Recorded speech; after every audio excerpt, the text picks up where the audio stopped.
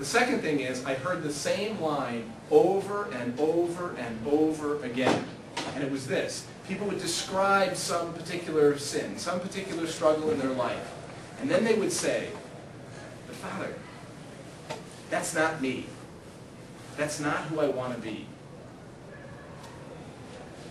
Who do you want to be?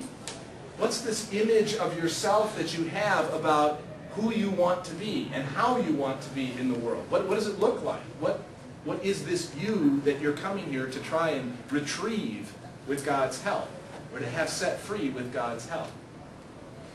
This movement underneath the story of the sins, and this idea of the better self emerging and a poorer self in charge at times, really captured my imagination as I listened to it being repeated over and over again by people of various ages, by both genders, by people of all sorts of ethnic and ethnic backgrounds. You're all Catholic, I think. I give out dispensation to anybody.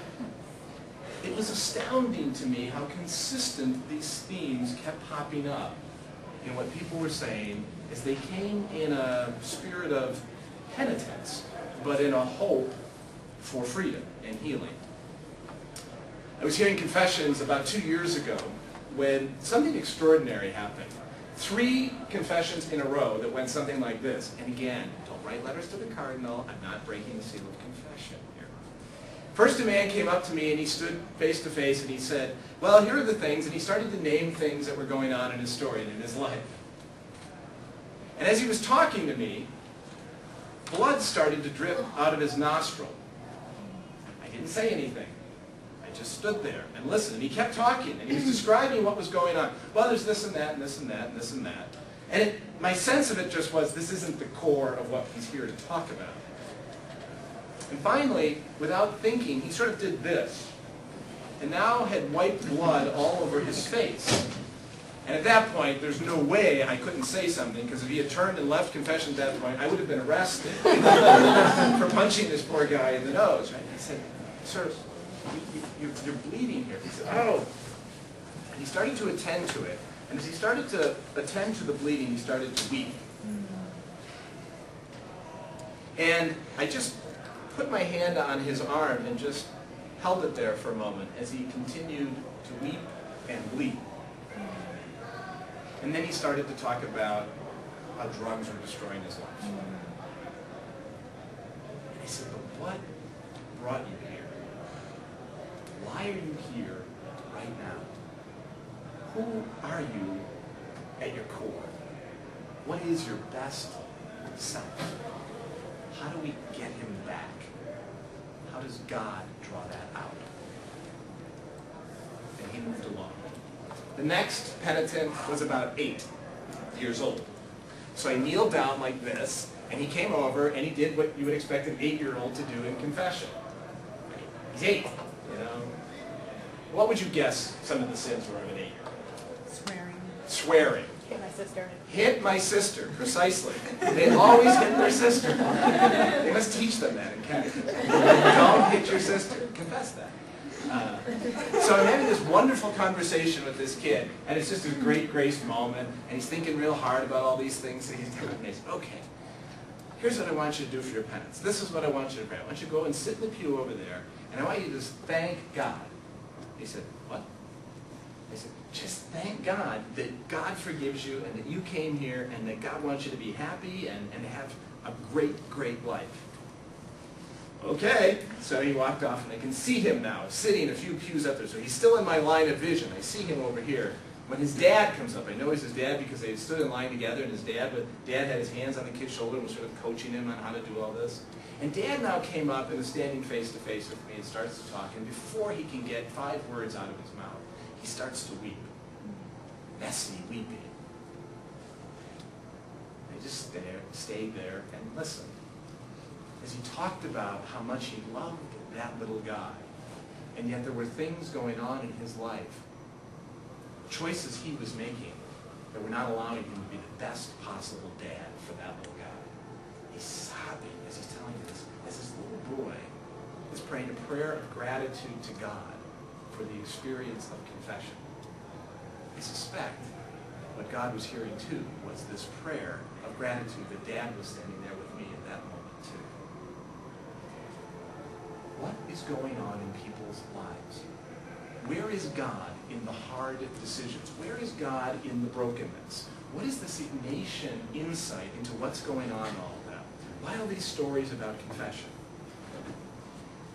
Because when we go to confession, we're talking about where we've been in the course of our own challenge to live the moral life, to make the right choices in the context of the hard decisions.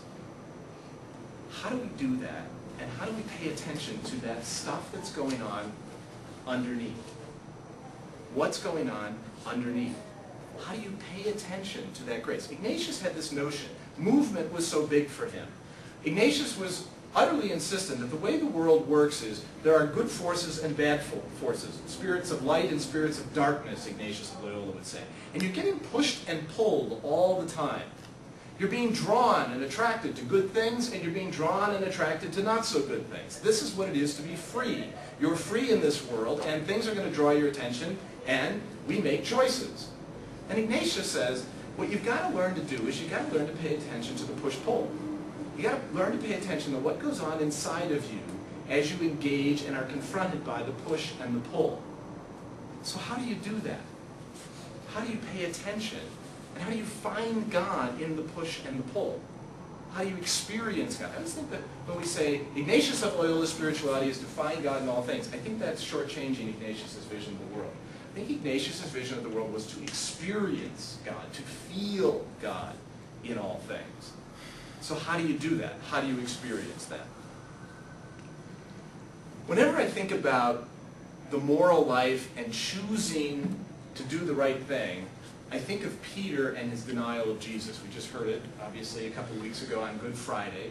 We hear it in the story of Peter denying Jesus. Listen to the words of this text just for a moment and pay attention to what it is Peter says. Okay. After arresting Jesus, they led him away and took him into the house of the high priest. Peter was following at a distance. They lit a fire in the middle of the courtyard and sat around it, and Peter sat down with them. When a maid saw him seated in the light, she looked intently at him and said, "This man was with him too." But he denied it, saying, "Woman, I do not know him." A short while later, someone else saw him and said, "You too are one of them." But Peter answered, "My friend, I am not."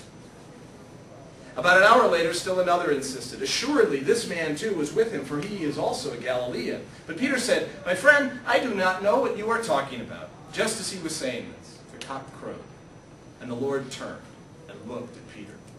And Peter remembered the word of the Lord, how he had said to him, "Before the cock crows today, you will deny me 3 times." Peter went out and began to weep bitterly. There's something going on in the language of Peter that the evangelists want us to hear very clearly. Yes, he is denying Jesus. That's the sin here. That's the brokenness. That's the failure of friendship on Peter's part. But what is he really saying? He's denying himself. He's denying who he is. He's come to find himself. He's only come to find his best self. How? By knowing Jesus. Was his life before Jesus okay, good, fine? Probably. Had a business, good fisherman, had a family. But everything changed when he meets Jesus. That call at the shore when Peter then drops the nets and starts to follow Jesus. Everything is different. And we love Peter, this boisterous character, this great man of vision who then becomes the great denier. But Peter doesn't know who he is until he meets Jesus. And now what happens? He feels his best self emerge. I've often said, I think what people saw when they looked into the eyes of Jesus was themselves. I think that when people looked into the eyes of Jesus, what they saw was themselves as they could be, as they were in God's eyes, freed up, liberated to become who they're supposed to be, freed up from the sin and the brokenness and all the mucky parts of life. Jim Martin, who's a popular Jesuit writer and commentator, he commentates, I think,